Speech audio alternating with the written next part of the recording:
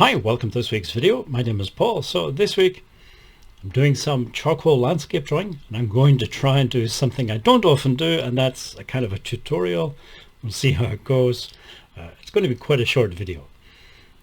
So start off materials. It's charcoal, as I said. I'm using willow charcoal, and you can see it on the left hand side. Above that there's a piece of compressed charcoal. Underneath that, the black sort of squidgy thing is a kneadable eraser.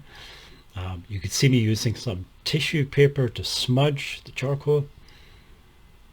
The whole thing is on a grey toned drawing paper. It's by a company called Strathmore. I like the paper, it suits me. But when you're getting started, I would recommend trying a few different papers. Some people may prefer a rougher surface.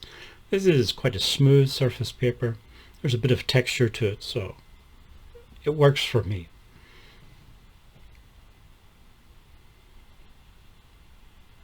There's one other sort of component or important ingredient, if you like, in doing this sort of charcoal landscape drawing, and that's you and your goals, or your theory of art, if you like. What are you trying to achieve with your art?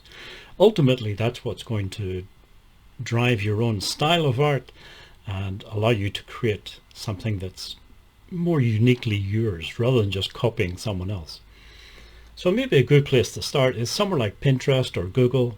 Type in charcoal landscape drawing, or whatever medium you're interested in. See what comes up. What do you like? What do you not like? Find out more about that style. So in my case, minimalism is the thing I'm interested in these days, especially with these charcoal drawings. Maybe you're interested more in something like cubism or realism, photorealism, all these different art isms. Find the one that you like. Study a bit about it. What were the artists originally trying to do? So, for example, cubism. Artists like Picasso, why were they doing it? What was their goal? What problems were they trying to solve, or what aspect of art were they trying to investigate? Find out as much as you can, and let that new knowledge that you have sort of guide your own art development.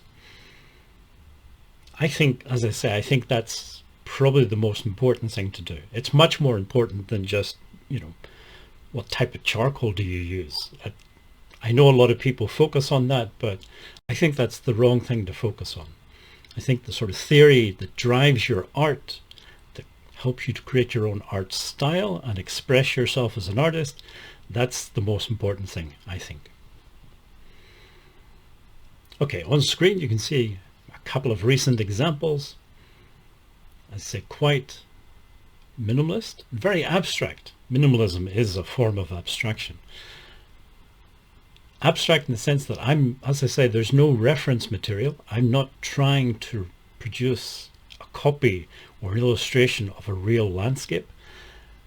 I'm working on ideas that I had in my head, memories, imagination.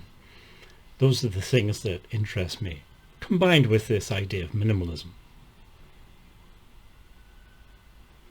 The other things I would say, there's no right, there's no wrong.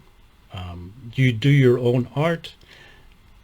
You will come across negative people who will try and put you down, especially if you're doing something a bit more abstract, a bit more on the edge kind of thing. Just ignore them, move on, do your own thing. Don't be put off by them. There's always people in this world that will try and make you conform to their ideas for what you should be doing. It's best to ignore them, especially in art. Do your own thing. That's really the best advice I can give. Don't worry too much about materials. Get yourself some sort of theory, some sort of foundation for your own art style that will help you progress. And don't worry about what other people say. They're just their opinions.